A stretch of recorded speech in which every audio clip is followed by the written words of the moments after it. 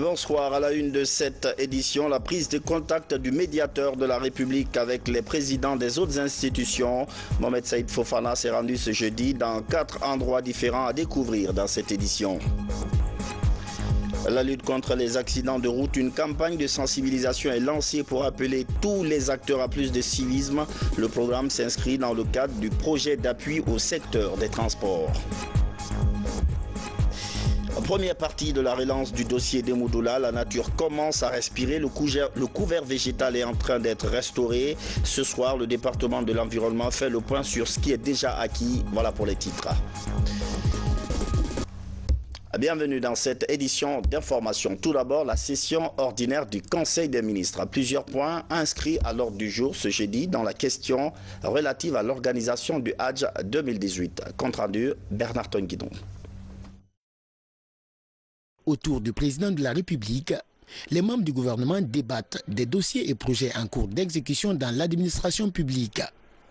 D'entrée de jeu, le chef de l'État exprime l'attention particulière qu'il accorde à certains sujets d'intérêt national. Il s'agit notamment de la bonne organisation du Hajj 2018, la lutte contre l'occupation anarchique des zones réservées, la poursuite de l'opération d'identification biométrique des fonctionnaires. Au titre du premier point de l'ordre du jour, Monsieur le Président de la République a convoqué une réunion relative à la finalisation des préparatifs du Hajj 2018. Le chef de l'État a demandé au ministre de la Ville et de l'Aménagement du Territoire de prendre les mesures nécessaires pour l'arrêt des constructions et des aménagements anarchiques sur les flancs des collines de Kaka et dans les zones similaires. Le président de la République a invité le ministre en charge des Affaires étrangères à préparer les accords de coopération en attente de ratification afin de les déposer lors de la présente session à l'Assemblée nationale. Il s'agit notamment des accords avec les Émirats arabes unis prévoyant des exemptions de visa pour les passeports diplomatiques et les passeports de service et une facilitation pour les passeports ordinaires.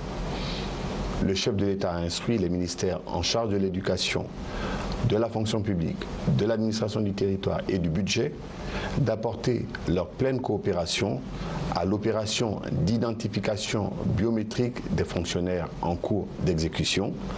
Cette opération s'impose afin d'identifier les enseignants en situation de classe sur l'ensemble du territoire national. Après les instructions du président de la République, le chef du gouvernement introduit le compte-rendu de la dernière session ordinaire du Conseil interministériel. Plusieurs chefs de département font le point sur les dossiers en cours d'exécution dans leur ministère. L'accent est surtout mis sur des acquis et défis à relever par l'administration. Sur le plan de la coopération internationale, les conclusions de la première session de la commission mixte des coopérations Guinée-Émirats arabes unis sont présentées par le ministre des Affaires étrangères. Le secrétaire général des Affaires religieuses explique le niveau d'avancement des préparatifs du Hajj 2018. Les 9000 pèlerins guinéens seront transportés par la compagnie Ethiopian Airlines. Le départ du premier convoi pour la Mecque est annoncé pour le 24 juillet 2018, des dispositions soumises à la validation du gouvernement. À l'issue des débats sur les différentes questions suscitées, le Conseil a décidé ce qui suit. 1.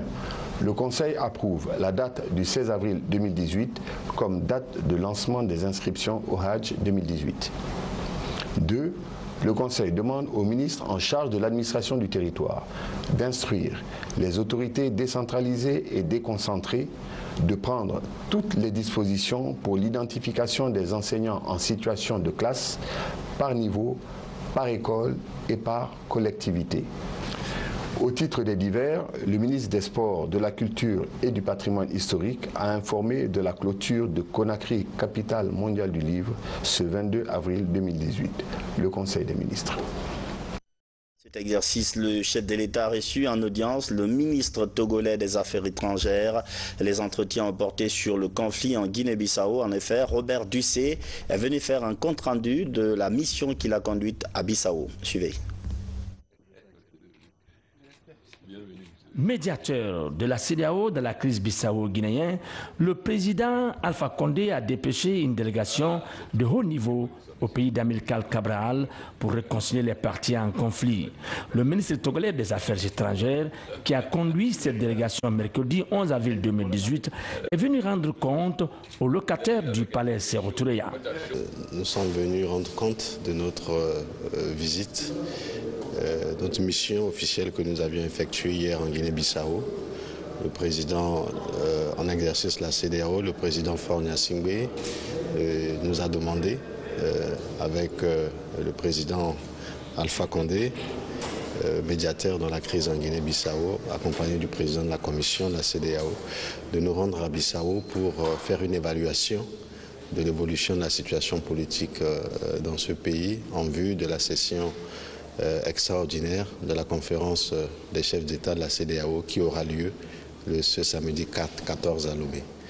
Donc nous sommes venus rendre compte au président, le professeur Alpha Condé, qui est médiateur pour la Guinée-Bissau, des résultats que nous avions obtenus hier, et nous espérons que lors du prochain sommet de Lomé, certaines décisions seront prises par la conférence des chefs d'État. C'est la preuve, s'il en est besoin, que la CEDEAO a fait d'énormes progrès en son sein en matière du règlement pacifique des conflits. Autre audience, le président de la République s'est entretenu avec un député européen. Il était question de l'engagement de l'Union européenne dans le financement du projet de réhabilitation du barrage hydroélectrique de Garafiri. Mohamed Lamine Souba. Avec cette bonne nouvelle, le président de la République, professeur Alpha Condé, se frotte les mains. L'Union européenne et la Banque européenne d'investissement se sont engagés à financer la réhabilitation du barrage hydroélectrique Garafiri, 75 MW, la centrale de Banéa, 5 MW, celle de Donkeya, 15 MW et les grandes chutes, 27 MW. Il a été question du démarrage des travaux des centrales de Garafiri, Grand Chute, Banéa et des postes sources à Conakry. Et donc le président s'est enquis de connaître l'état d'avancement du projet. Nous lui avons confirmé que les travaux vont débuter rapidement, très rapidement. Les appels d'offres sont en cours de finalisation. Et nous avons évoqué la possibilité d'un financement additionnel de la Banque européenne d'investissement pour la centrale de Donkeya, qui fait partie bien sûr des priorités. Nous avons eu une réunion très utile à ce sujet qui va permettre de faire avancer les choses. Et nous avons également évoqué la nécessité de renforcer l'unité de gestion de ce projet, qui est compliqué puisque géographiquement très étendu et qui pose des problèmes techniques compliqués puisque c'est de la réhabilitation dans des centrales existantes avec des nécessités de coupure bien adaptées afin de ne pas compliquer la situation actuelle. Les enjeux réduisent la subvention que l'État accorde à EDG à hauteur de 1 200 milliards de francs guinéens et améliorer la desserte en courant électrique. L'Union européenne et la Banque européenne d'investissement se sont engagés à financer la réhabilitation, le coût de la réhabilitation de tous ces projets, afin que les capacités nominales de ces barrages puissent être rétablies le plus vite que possible pour aider à mieux desservir les populations de Conakry et environnants, mais aussi diminuer les charges, surtout la subvention que l'État guinéen aujourd'hui accorde à EDG sur un montant de 1 200 milliards de francs guinéens. Autant dire que le président de la République, le professeur Alpha Condé, poursuit son objectif de sortir la Guinée du déficit du courant électrique dont le pays souffre depuis son accession à l'indépendance en 1958. Le président Alpha Condé a aussi reçu l'envoyé spécial du Premier ministre britannique. Les échanges ont porté sur les relations entre les deux pays et l'élaboration de nouvelles perspectives de coopération. Compte rendu du bureau de presse de la présidence de la République. Les relations de coopération entre la Guinée et le Royaume-Uni d'Angleterre se renforcent davantage et se diversifient. Le président Alpha Condé a eu de fructueux échanges cet après-midi avec l'envoyé spécial du Premier ministre britannique pour le commerce avec la Guinée. with President Condé. C'est avec un très grand plaisir que je suis là. On a eu une réunion très fructueuse avec le président. On a discuté de beaucoup de sujets commerciaux et des sujets d'investissement aussi. Donc je repars avec un sentiment de satisfaction par rapport aux relations que la Guinée et le Royaume-Uni pourra encore développer et pour le futur des deux pays. Londres et Conakry veulent ainsi imprimer une nouvelle dynamique à leur coopération.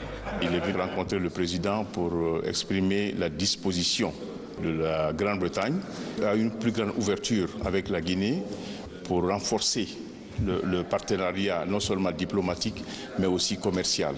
Et le gouvernement britannique apprécie la vision du président de la République en matière de partenariat et ceci coïncide avec l'intérêt que la Grande-Bretagne a coopéré avec la Guinée. Donc ils ont exploré plusieurs domaines, des domaines directs qui ont impact direct et puis des domaines aussi dans le long terme. Ceci dénote de la crédibilité dont jouit le président Alpha Condé auprès du gouvernement britannique en particulier et des chancelleries occidentales en général.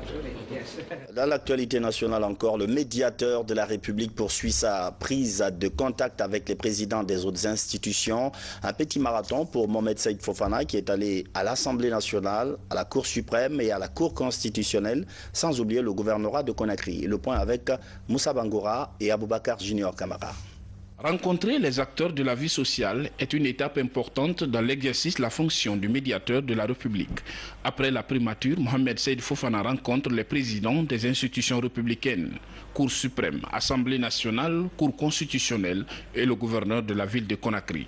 Il s'agit d'expliquer le rôle de son institution avant de tendre la main à tous les acteurs pour dévaloriser la culture de la violence. Après cette phase-là, où nous sommes avec les institutions, nous allons aborder la prochaine étape avec les communes, les citoyens. Nous allons vers les communes, y compris les quartiers, pour expliquer aux citoyens qu'il y a des alternatives pour prendre en charge leurs préoccupations dans les dossiers, dans les contentieux qui les opposent souvent aux administrations, pour que définitivement les Guinéens renoncent à la violence, pour que les débats se transportent dans les bureaux, autour des tables, et, n'est-ce pas, pourquoi pas chez le médiateur. Amadou Simassila est le premier patron du pouvoir judiciaire de la République. Pour lui, les services du médiateur sont plus importants pour la justice. Les services peuvent servir de cadre de prévention des conflits devant les juridictions respectives. Nous avons la volonté de travailler avec le médiateur de la République, d'abord dans notre intérêt, ensuite dans celui de la nation. Et à travers les premiers pas qu'il a franchis jusqu'à maintenant, nous savons que nous pouvons compter sur lui. Et nous lui avons souhaité bonne chance, bien sûr.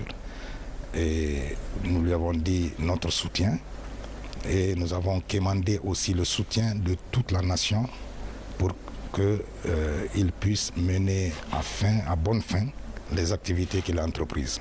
Mohamed Saïd Fofana et le président de l'Assemblée nationale ont exprimé leur volonté de renforcer la coopération entre les deux institutions respectives. Nous ayons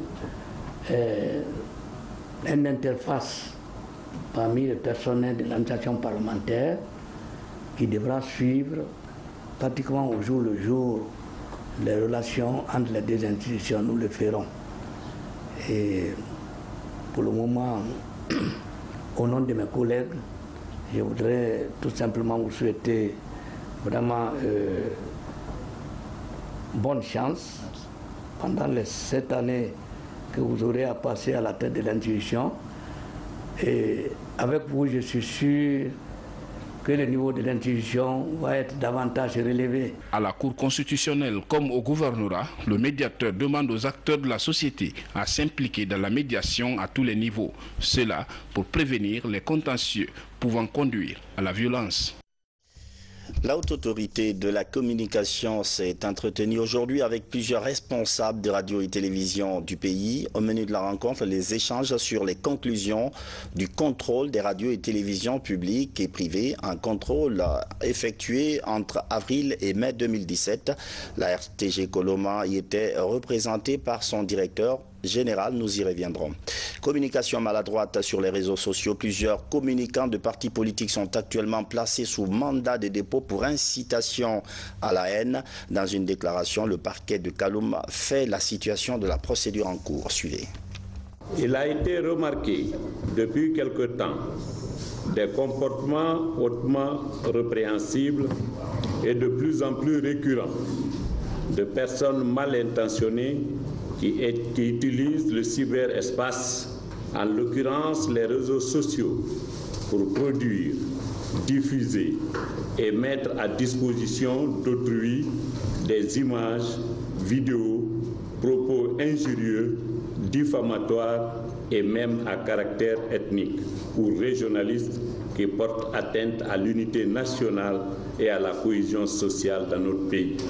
De tels faits ont motivé l'organisation de la société civile, dénommée Cellule Balai Citoyen, à saisir le parquet de Kaloum le 23 mars 2018 d'une plainte contre les nommés Ibrahima Kallo, Amadou Tidiane Diallo, Mamadi Karfomodouya Kaba, Oudboy Koumba Diallo, Mamadou Traoré, Ibrahima Aïssata Bari, Mohamed Lamine Kaba, Lili et Korboya Baldé pour des propos incitant à la violence.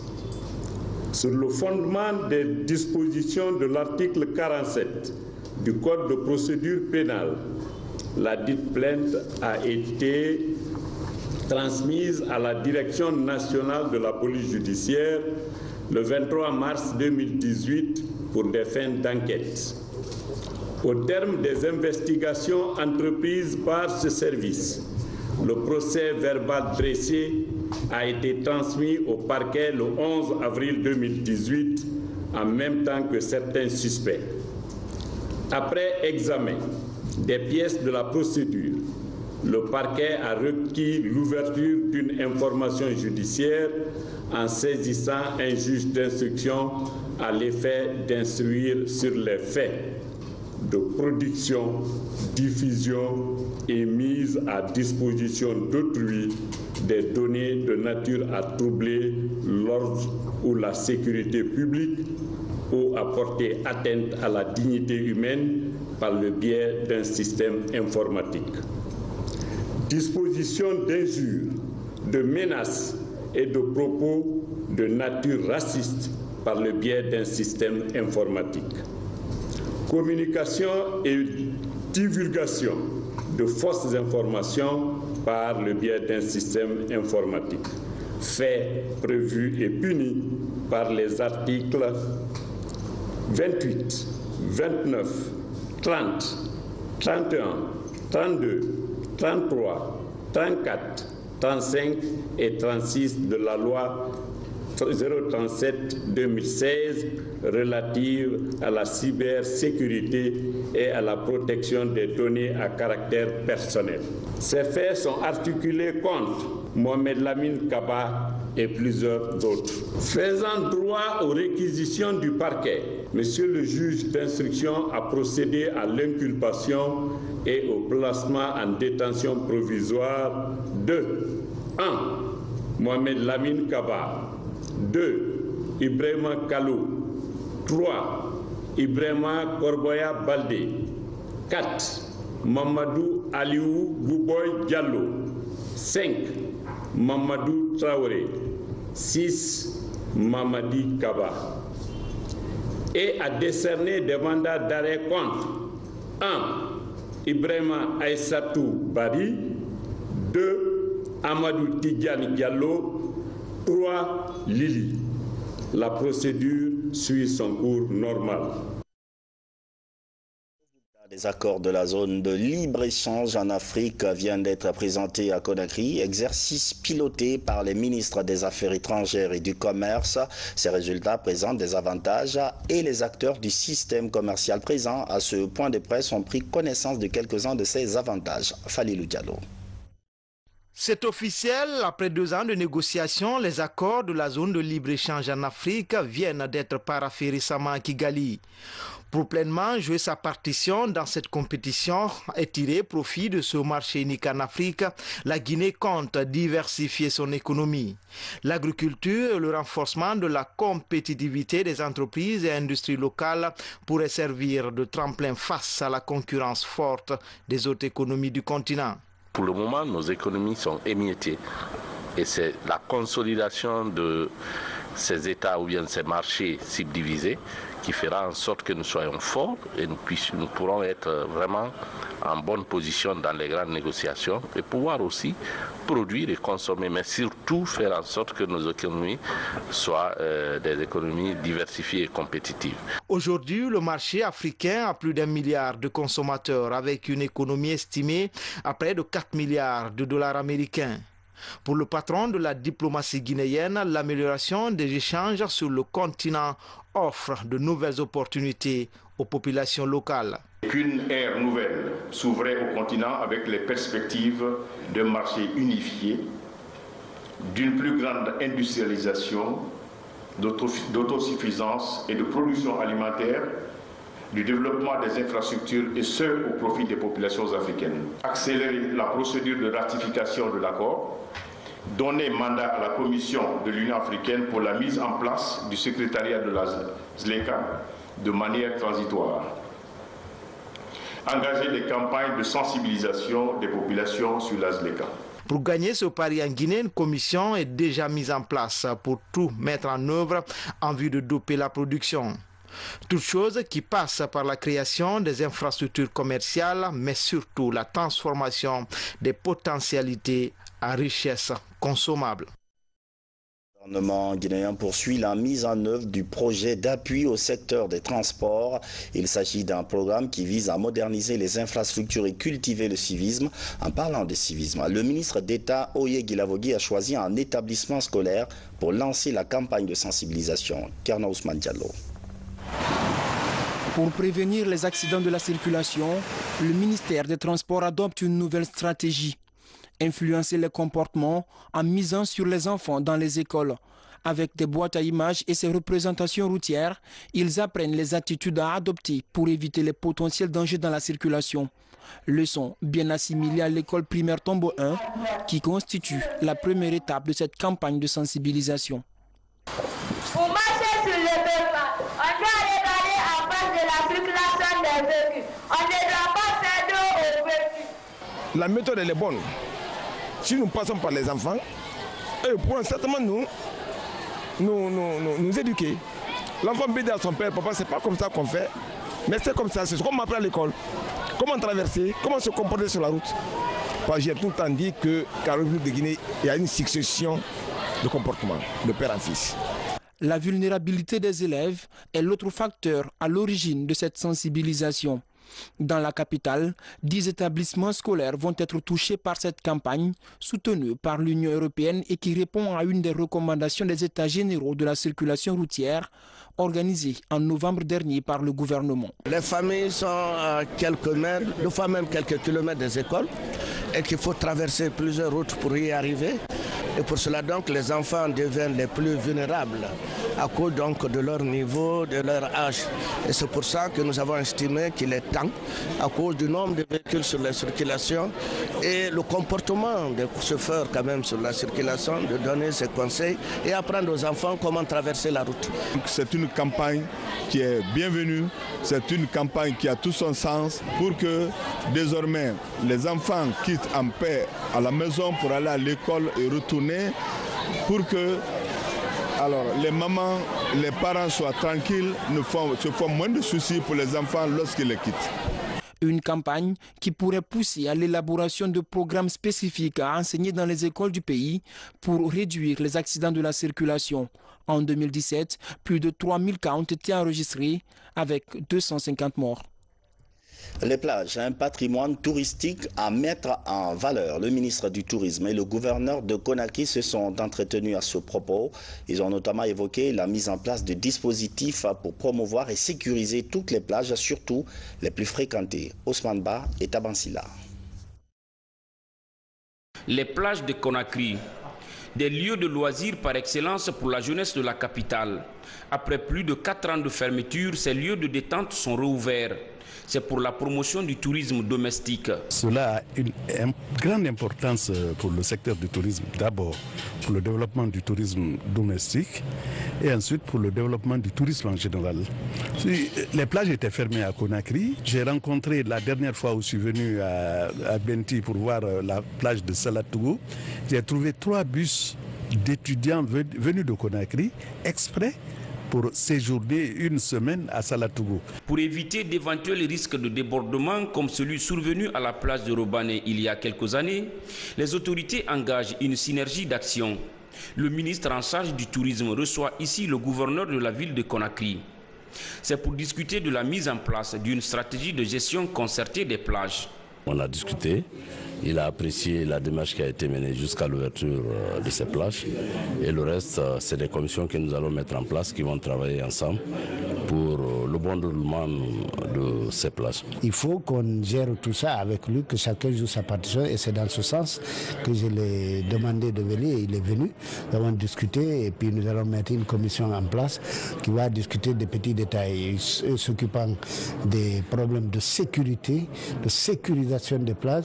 Et nous, notre rôle régalien, de s'occuper et d'apporter notre savoir-faire dans la gestion et l'aménagement des plages. Après l'échange sur la réouverture des plages, le ministre a reçu des techniciens de plusieurs départements qui sont liés au tourisme.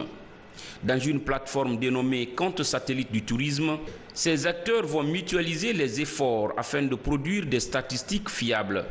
Ces données portent sur le nombre de touristes qui visitent la Guinée et les retombées que cela pourrait engendrer sur le PIB de notre pays. Amélioration de la production agricole, la question était au cœur d'une rencontre de 2 jours qui vient de prendre fin. Des acteurs du monde rural se sont concertés pour accroître les rendements et parvenir à l'autosuffisance alimentaire. Valérie Talimané. Selon une étude réalisée par l'Institut de recherche agronomique de Guinée-Irag, chaque habitant consomme en moyenne 110 kg de riz par an. Cette étude prouve le taux élevé de consommation de cette céréale dans le pays. Pour qualifier cette denrée qui constitue l'aliment de base du Guinéen, des producteurs et consommateurs des 4 régions naturelles du pays échangent à Conakry sur les enjeux et défis de la filière riz. L'initiative est des ONG GRIT et la Maison guinéenne de l'entrepreneur MGE. Si aujourd'hui le riz venant de Bangladesh est plus consommé, c'est parce qu'il est moins cher, en même temps il est propre, il a moins d'impuretés. Nous voulons travailler à cela, faire du riz local guinéen un riz de qualité, un riz compétitif. Pour arriver à l'autosuffisance alimentaire dans le pays, une stratégie d'appui à la filière riz est élaborée par le gouvernement guinéen. L'idée est d'accompagner les agriculteurs à travers l'aménagement et l'exploitation des plaines agricoles estimées à près de 900 000 hectares. L'État ne peut pas faire à la place du producteur. Ce que l'État peut faire, c'est lever certains goulots d'étranglement. C'est la question de la maîtrise d'eau et des aménagements de terre. C'est faciliter l'accès aux intrants et à la mécanisation des travaux. Mais le reste revient à chaque producteur, où qu'il soit. En Guinée, les producteurs s'engagent à accroître le rendement de leur production en vue de satisfaire les consommateurs. Cependant, l'accès à la terre, la mécanisation de l'agriculture et la transformation du riz demeurent des préoccupations des producteurs. Il y a des insuffisances. Nous voulons nourrir la population guinéenne, mais sans équipement, c'est-à-dire l'équipement commence par l'accès à la terre, les facteurs de production, nous ne pouvons pas y arriver. Sinon, la Guinée, nous pouvons nourrir les Guinéens et nous pouvons exporter même au niveau de l'Afrique de l'Ouest. La politique nationale de développement agricole 2016-2025 prévoit d'accroître la production du riz local en passant de la production de consommation à la production d'exportation. Pour concrétiser cette ambition, les producteurs procèdent à la signature d'un engagement sur le respect de la charte portant organisation et structuration de la filière riz. Un document de 37 articles repartis en 8 chapitres qui devrait permettre de qualifier le riz guinéen conformément aux attentes des consommateurs. La forêt de Demoudoula, un travail de restauration du couvert végétal est en cours, mais le gros du défi reste la poursuite de l'opération enclenchée il y a quelque temps, c'est-à-dire la démolition des habitations à l'intérieur de la forêt. Où en est-on réellement? Abdoulaye Diallo. La poursuite de la démolition des occupations illégales dans la réserve de Demoudoula suscite des interrogations. 10 mois après le déclenchement des opérations de déguerpissement le long du lit naturel du cours d'eau, quelques habitations narguent la volonté publique exprimée. Pourtant, un communiqué du ministère de l'Habitat rassure qu'un service technique devrait poursuivre l'opération de libération de la réserve. Mais pour ce riverain, Demoudoula reste un défi environnemental. Le seul élément maintenant qui manque à la rivière, c'est la forêt. C'est la forêt, cette forêt qui tenait compagnie à la rivière, qui la permet de se maintenir, qui la permet de passer tout ce temps qu'il a passé là. Vraiment, aujourd'hui, cette forêt, elle n'est pas là et elle nous manque à nous, les humains, et je parie qu'elle manque aussi à la rivière. Au cours d'une récente visite de terrain sur le site, le chef du département de l'habitat a réitéré l'engagement de l'État à poursuivre la campagne de démolition des emprises. L'action n'épargnerait aucune habitation installée sur les rives officielles du cours d'eau et dans les limites de la réserve écologique. Moi, je ne suis pas celui qui va travailler en tenant compte de telle personne. L'objectif, c'est de faire en sorte que la mission qui m'est confiée par le chef de l'État soit réussie. Et nous allons utiliser tous les moyens pour que tous ceux qui se trouvent dans une situation irrégulière soient dégagés. Et ça, je ne personnifie pas, je ne veux pas que ce soit le débat personnifié. Il ne faut pas que les gens se mettent dans un esprit, oui, il y a tel directeur qui est ici, il y a tel ministre. Les maisons qui ont été cassées, il y a beaucoup de hauts responsables. Beaucoup de hauts responsables. On m'a montré tout à l'heure une maison qui appartenait à l'ancien secrétaire général du CNDD. Ça a été cassé. Il y a beaucoup de maisons qui ont été cassées. Je ne vois pas pourquoi est-ce qu'on va personnifier les choses. La chose la plus importante, c'est de faire en sorte que les vies soient sauvegardées, que la nature et les propriétés de l'État soient sauvegardées. En dépit des alertes et premières actions, la forêt de Demoudoula est toujours victime d'envahissement par les constructions illégales et anarchiques. La forêt a disparu totalement il y a 3 ans. La synergie d'action des services de l'habitat et des eaux et forêts, déclenchée par une première visite du chef de l'État sur le site, est le seul espoir de restauration de bassins hydrauliques et de la réserve écologique de Conakry. Je vous le disais dans les titres, la restauration du couvert végétal est un travail qui est en cours. Le ministère de l'Environnement souhaite redonner à la forêt de Demoudoula sa verdure d'antan. Mamadou Alpha Baldé. Ces images datent de juin 2017. Alors que les machines du génie militaire sont encore en action, la restauration du site écologique de Demoudoula est engagée par le département en charge de l'environnement et ses partenaires comme la filière bois. 11 mois après, les jeunes plants à croissance rapide sont sortis de terre et continuent leur développement. Environ 6 hectares ont été reboisés. L'entretien reste le principal défi. La présence des éco-gardes de la section de Ratoma est régulière sur le site pour protéger les jeunes plants. Vraiment, il y a une reprise effective des plants. Les zones humides ont une grande importance sur le plan écologique. La tête de source doit être protégée parce que s'il n'y a pas de végétation, nous allons vivre l'érosion. Ça va remplir les lits des cours d'eau. En fin de compte, le cours d'eau va disparaître. Donc, c'est très important d'assurer une couverture avec, comment dirais-je, c'est ça, le microclimat, tout ça, la fraîcheur. En tout cas, à notre niveau, au niveau de la Direction nationale des eaux et forêts, au niveau de l'environnement, les dispositions sont prises pour assurer un contrôle régulier. À côté de cette future forêt, 2 dangers. Le retour progressif de certains riverains, béton et biodiversité ne font pas bon ménage. À cela s'ajoutent des feux dont l'origine reste à déterminer. La nuit du vendredi passé, il y a des délinquants qui sont venus mettre le feu. Il y a certains qui pensent qu'ils peuvent revenir. C'est pourquoi certains ont commencé à reconstruire les murs qui ont été démolis. Le passage là, ce n'est pas pour une personne, c'est pour tout le monde. Les têtes de source, Les plantations que nous réalisons, c'est pour assurer la régularité du cours d'eau. Le poumon vert de Demoudoula s'étend sur une 50aine d'hectares. Les services des eaux et forêts promettent le retour du couvert végétal en fonction des espaces qui seront libérés par les services de l'habitat pour que l'eau intarissable de la rivière de Demoudoula coule à jamais.